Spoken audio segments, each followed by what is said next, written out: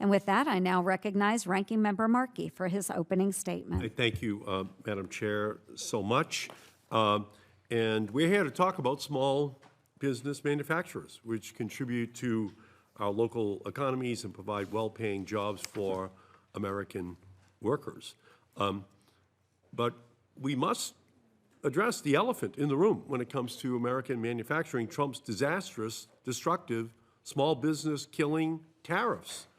The Boston Globe on Friday, just 5 days ago. The headline is Massachusetts Port Authority. That's the entry point for New England. They expect shipping volume in June to decrease by 35% compared to last year. That's in June. And we do know this, when there's a 35% decline in those containers coming in, that's the trade.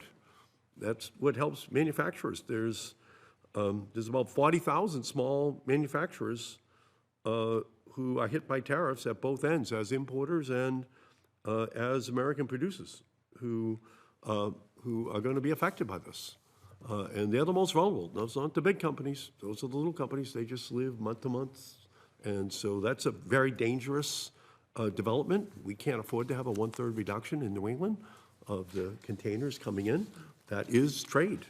And the biggest issue for small businesses, whether they are manufacturers or clothing shops or restaurants or hardware stores, is the uncertainty caused by Trump's roller coaster tariff policy. Over the past month, the mood on Main Street has soured. Small business owners planning to hire new employees has fallen to a 4-year low as sales decline and the future remains uncertain.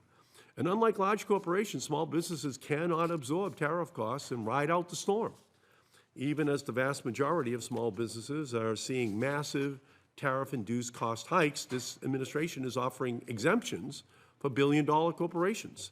If you can get a dinner invitation to Mar-a-Lago, like the heads of Apple and Google, you can secure an exemption for your industry. But no small businesses receive support from this administration on how to navigate these constant policy changes. And meanwhile, these tariffs are destroying the small manufacturing growth we saw during the Biden administration. In fact, the Biden Small Business Administration made more than $10 billion in loans to small manufacturing, contributing to 775,000 new manufacturing jobs. President Trump likes to play the hero, but in his first term, his SBA made $2 billion less in small manufacturing loans than the Biden administration, and they lost 200,000 manufacturing jobs. And now, in his second term, he is hitting small manufacturers where it hurts. The cost of building a factory is skyrocketing because of the tariffs. The Trump tariffs are not a recipe for a manufacturing boom. They are a recipe for manufacturing doom. My witness today, who makes guitar pedals in Akron, Ohio, did not have the opportunity to dine with the president at Mar-a-Lago.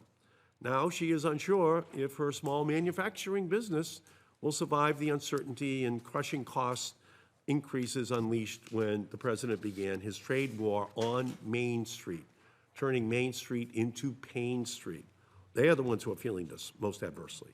President Trump has kneecapped small businesses that build high-quality products here in the United States because of his naive and misguided vision of how supply chains work.